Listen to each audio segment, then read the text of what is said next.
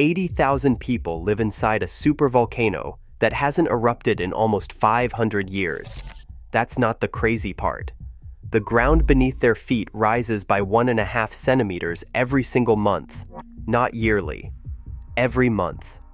Imagine your entire city lifting upward like an elevator you didn't call, your buildings cracking, your streets buckling, your Roman-era ports that used to sit at sea level now stranded 50 meters inland. Imagine looking down from an airplane and seeing your city change shape. But here's what they didn't tell you. Beneath these two massive volcanoes, Campi Flegrei and Mount Vesuvius, scientists have just discovered evidence of an 8-kilometer underground connection. A pathway. A tunnel where magma could flow from one system to the other like blood flowing through a shared artery. If one erupts, the other could wake up too. And 3 million people live on Vesuvius's slopes, most of them in apartments that were built with zero evacuation plan that actually works. Families living on a time bomb. This is the story of a sleeping giant that might be waking up, and a city that's running out of time. A story about geology and disaster and the incredible misfortune of being born in the wrong place. The city is Pozzuoli. Don't try pronouncing it. Just think of it as ground zero for something that nobody wants to talk about, but everybody should know about. Pozzuoli sits on the coast about 20 kilometers west of Naples, Italy, and it's a real city with real people. 80,000 of them, give or take. They have schools, markets, churches, cafes, families who have lived there for generations, some of those families for hundreds of years. They've survived wars, economic collapse, even Naples' reputation as one of Italy's roughest cities.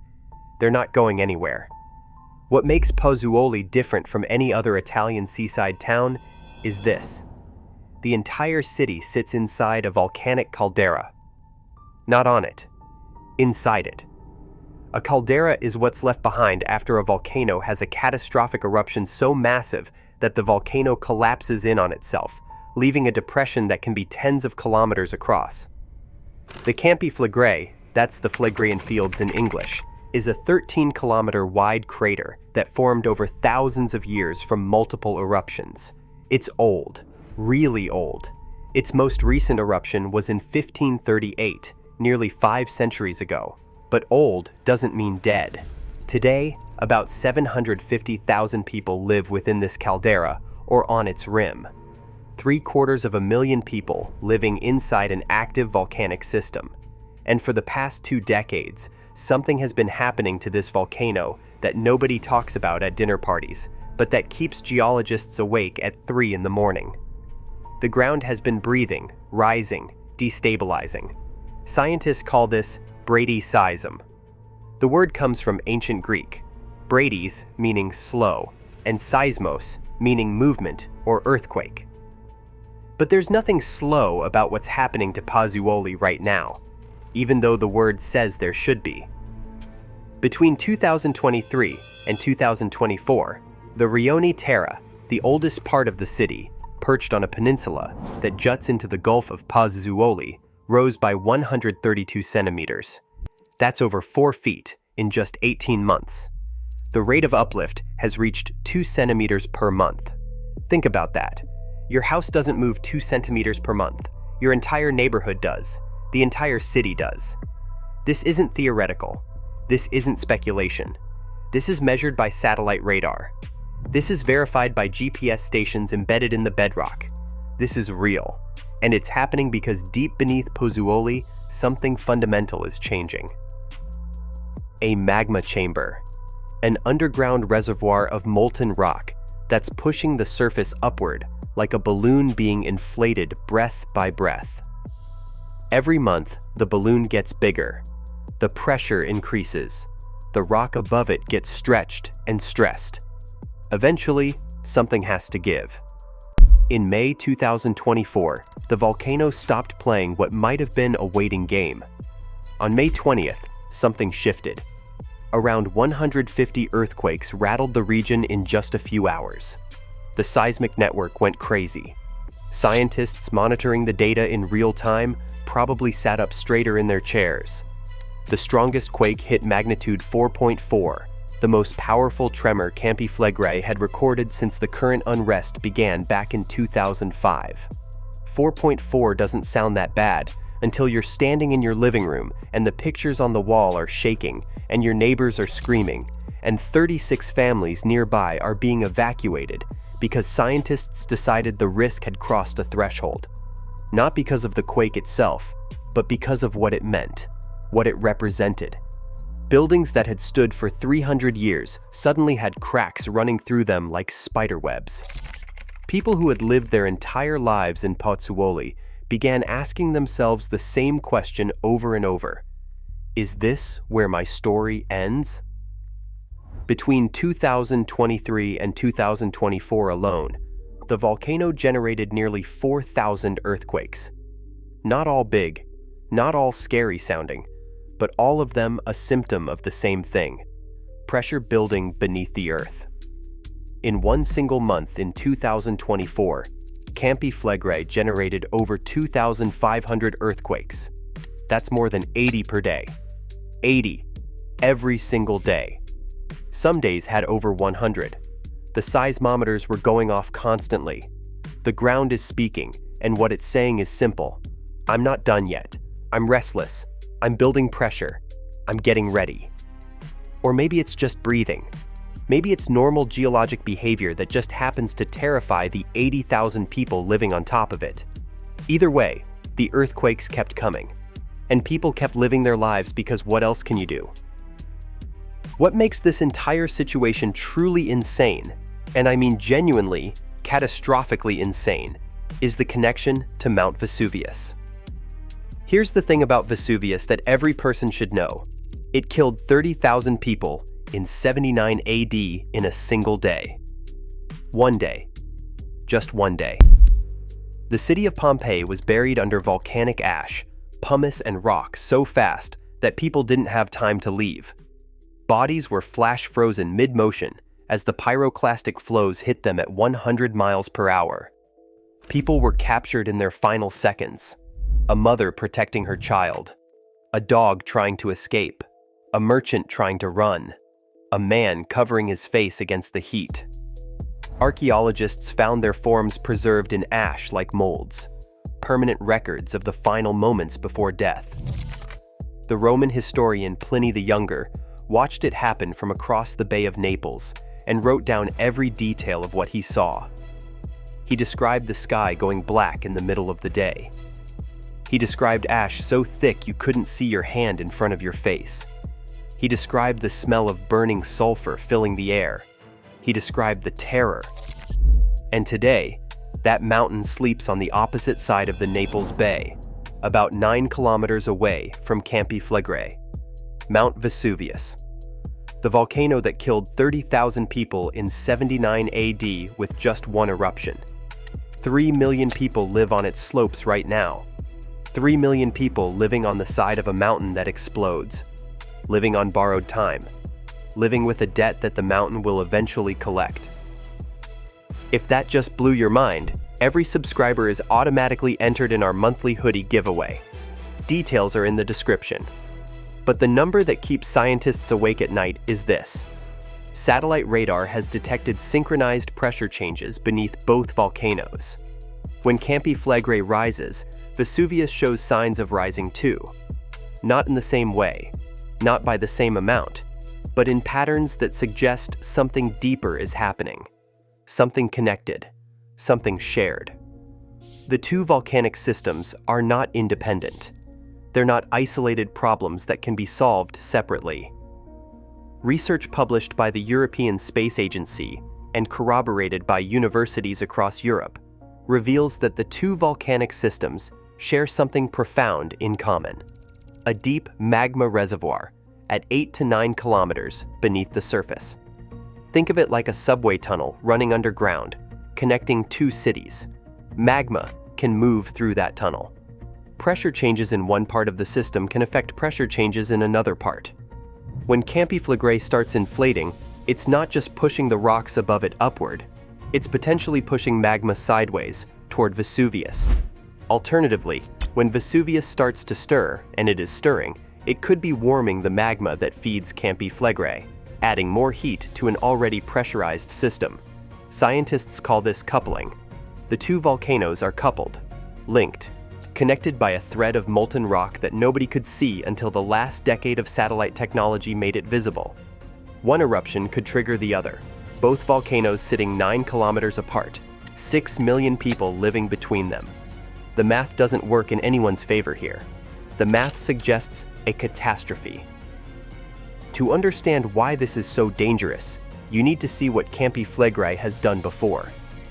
About 39,300 years ago, back when modern humans were just arriving in Europe, the Campanian ignimbrite eruption happened. It didn't just erupt, it exploded with a power that modern science struggles to even describe with words. The eruption column reached 39 kilometers into the sky. Imagine a pillar of ash and rock and gases stretching from sea level to the edge of space, at least twice the height of a commercial airplane's cruising altitude. A pillar so tall that it would dominate the skyline from 4 countries away. The entire column was visible from miles away. The sky probably turned black at midday. The sun disappeared behind ash. The temperature in Naples, if anyone had been there to feel it, would have spiked. The radiation alone would have burned exposed skin. The eruption ejected between 181 and 265 cubic kilometers of material. That's a volume of rock larger than the entire island of Manhattan.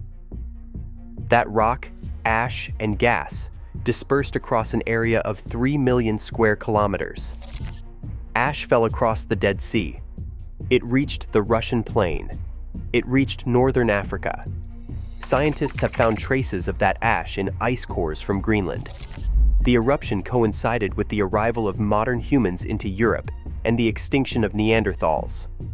Everything changed because of what came out of the ground.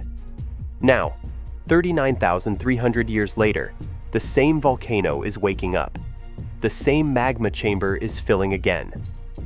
The last time Campi Flegrei actually erupted, the most recent eruption, was in 1538.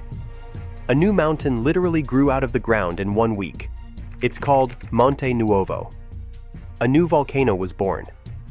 Residents of Pozzuoli watched the earth split open. Boiling water erupted from vents in the ground like geysers.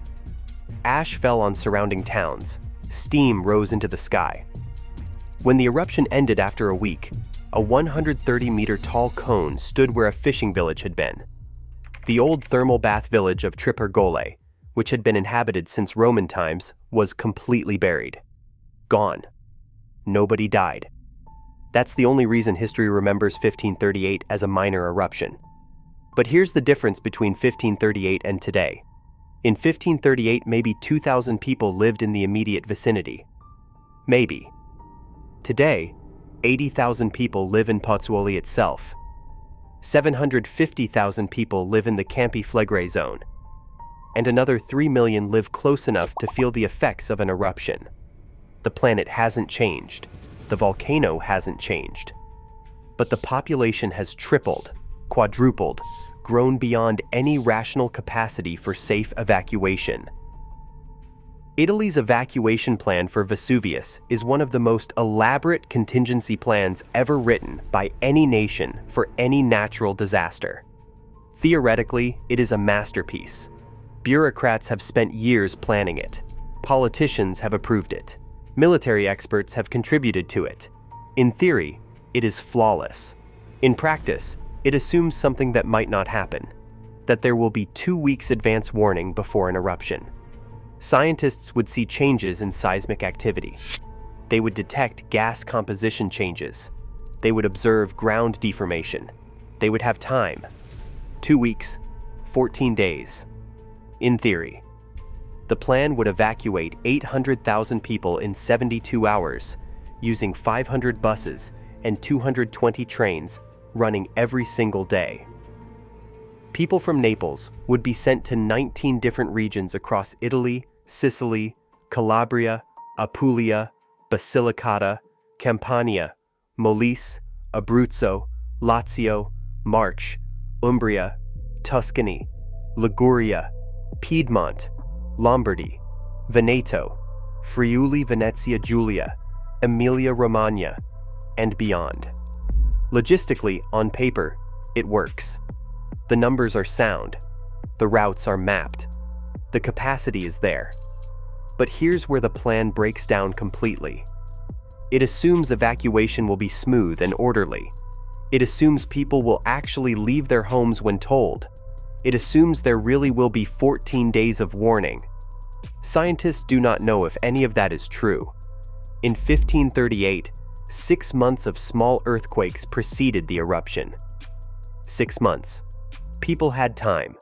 But in 2022, 2023, and 2024, the earthquakes went from 0 to magnitude 4.4 in months. The timeline is speeding up. The acceleration is measurable. The compression of time is real. And the evacuation plan has never been tested at full scale with actual residents making actual decisions. It has been practiced. It has been drilled. It has been studied. It has been refined.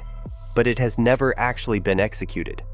Nobody knows if 800,000 scared, desperate people will board buses, or if they will stay and protect their apartments from looting neighbors. Nobody knows if 3 million people will evacuate from Vesuvius's slopes, or if they will hunker down and hope. Nobody knows because you cannot test something like that without an actual eruption happening. Ancient Rome gives us a living ghost story of what bradyseism actually means to a city over time. A place called Baiae, about 30 kilometers north of Pozzuoli, was the most exclusive beach resort in the Roman Empire. Imagine the LAS Vegas of ancient Rome, but on the coast. Celebrities lived there, politicians, the ultra-wealthy. The city had temples carved from limestone, bath complexes with hypocaust heating systems where steam rose from chambers below, homes with intricate mosaics and frescoes depicting gods and myths. Julius Caesar had a villa there. Cleopatra stayed there. It was the place to be if you had power and money. And then, over the course of 4 centuries, the ground slowly sank. Not catastrophically. Not in one event. Just millimeter by millimeter, year by year, century by century. The sea crept in. Buildings that had stood for generations began to flood. The wealthy residents left first, then the middle class. Eventually, the entire lower city was swallowed by the Bay of Naples. Today, you can scuba dive through Baiae's underwater ruins. You can see the Temple of Mercury. You can swim over the foundations of homes where Roman emperors once walked. An entire civilization, submerged by the planet's slow breathing. That's bradyseism. That's what happens when the ground doesn't stay still. That's what 4 centuries of gradual sinking looks like when the timeline finally stops. What's happening in Pozzuoli right now is the inverse of Baiae. Instead of sinking, the city is rising. Instead of the sea coming in, the land is pushing out. The Roman seaport of Puteoli, the ancient name for Pozzuoli, once had docks at sea level where merchant ships from across the Mediterranean would unload cargo. Those same docks are now elevated 15 meters above the water. Medieval churches that were built at the shore are now 100 meters inland. The coastline itself has physically moved. What was a harbor is now a hill. This is the most visible, measurable proof that the planet is actively changing the ground beneath our feet in real time. This isn't climate change. This isn't human activity. This is the Earth doing what the Earth does. The Earth breathing. The Earth moving. And the Earth doesn't ask for permission. It doesn't negotiate. It doesn't care about evacuation plans or architectural records or the fact that 80,000 people call this home. Here's what scientists are monitoring right now, in real time, as you're watching this video. The upward movement of the ground, measured by GPS and satellite radar to millimeter precision. The frequency and magnitude of earthquakes, monitored continuously by seismic networks embedded across the region. The composition of gases venting from the Solfatara crater, a volcanic crater inside Campi Flegrei, where steam and sulfur dioxide escape continuously into the atmosphere. The temperature of these gases and how it changes. The radar measurements from satellites that can detect millimeter-scale changes in elevation across the entire region. The velocity of seismic waves traveling through the crust. The electrical conductivity of the ground. Everything. All of this data is fed into computer models that try to predict what comes next. Will the volcano erupt? Will it continue to breathe but stay dormant for another century? Will the pressure release itself through smaller earthquakes and ground deformation rather than a full eruption? The honest answer from scientists is this: they don't know. They can measure what's happening with extraordinary precision. They can't predict the outcome with certainty. That uncertainty is driving evacuation planning. That uncertainty is driving emergency preparedness. That uncertainty is also why residents of Pozzuoli live with a question hanging over their heads every single day. Is this the day? The 8-kilometer connection between Campi Flegrei and Mount Vesuvius changes everything about how we should be thinking about this entire region. Normally, we treat Vesuvius as its own problem and Campi Flegrei as a separate issue. Different volcanoes, different risks, different evacuation zones, but they're not separate. They're linked by shared magma reservoirs at depths of 8 to 9 kilometers. They're connected by the same tectonic stress that is reshaping the entire Campanian region. If Campi Flegrei erupts and its eruption reaches magnitude 6 or 7 on the volcanic explosivity index, which it could, the pressure release could trigger movement in the Vesuvius system. The shock waves alone could destabilize magma chambers. Alternatively, if Vesuvius begins to stir first, and it is stirring, showing pressure changes that mirror Campi Flegrei, it could warm the magma that feeds Campi Flegrei, adding more heat to an already pressurized system. We're not talking about two volcanoes anymore. We're talking about one system with two visible calderas, two explosive heads, 6 million people living between them, one region, one shared underground river of molten rock.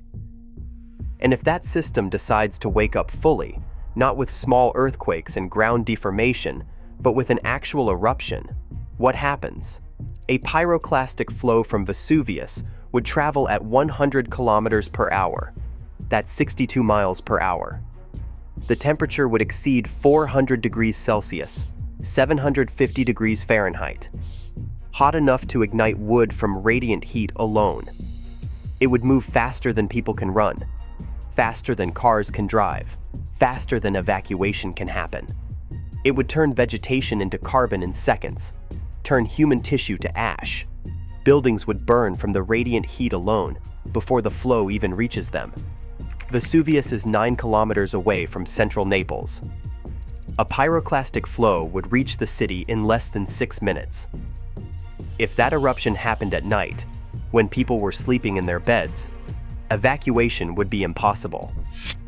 If it happened during rush hour, when millions were on the roads, evacuation would be impossible.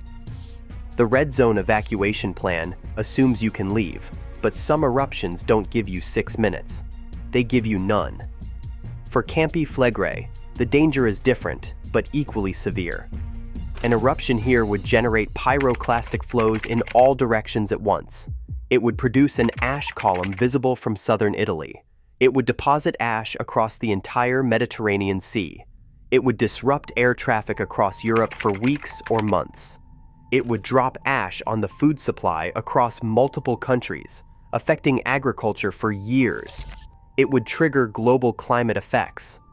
But the immediate danger is to the people living inside the caldera itself, 750,000 people inside a volcanic crater. If you're in Pozzuoli when an eruption happens, you don't evacuate. You can't evacuate. You take shelter, you go into a basement or a reinforced room. You hope the pyroclastic flows don't come your direction. You wait. You hope. Over 750,000 people would be doing exactly that in exactly those conditions. April 2026. Ground deformation continues. Earthquakes continue. The magma chamber continues to fill. Scientists continue to monitor every measurement, every data point, every tremor. Evacuation plans continue to be refined and updated. Emergency drills continue to be practiced. And 80,000 residents of Pozzuoli continue to live their lives in a city that is quite literally rising toward the sky. Every morning, the city is a few millimeters higher than it was the day before. Every earthquake is a reminder of what's beneath them. Every news report about the volcano is a conversation starter or a source of anxiety. But mostly, life goes on. People go to work. Kids go to school. The markets stay open. Tourists still visit. Because what else can you do? You can't evacuate based on a possibility. You can't abandon your home and your job and your family's history and your entire life because scientists say something might happen. You live, you adapt, you watch, you listen to the ground. But here's where the story gets truly insane. The ground isn't staying quiet anymore. It's accelerating. The earthquakes are getting stronger. The deformation is speeding up. The data that was alarming in 2022 is now terrifying in 2026. We're watching a volcano wake up in real time, not over decades the way volcanologists normally study them, but over months. The compressed timeline is real, and we're watching it through the lens of satellite technology that didn't exist 10 years ago. So we can see the problem with a clarity that previous generations couldn't. We can measure the threat with precision they never had. But we cannot stop it. We can only prepare. We can only hope that the evacuation plans work if they're ever needed. We can only hope that scientists will have enough warning. We can only hope that government will act fast enough. We can only hope that human nature will cooperate when crisis comes. And if this story is a reminder that we live on a planet that doesn't ask for permission, download our free 72 hours disaster guide. The link is in the description. Because when the ground decides to move, when the volcano decides to wake up, preparation is the only thing that might save you.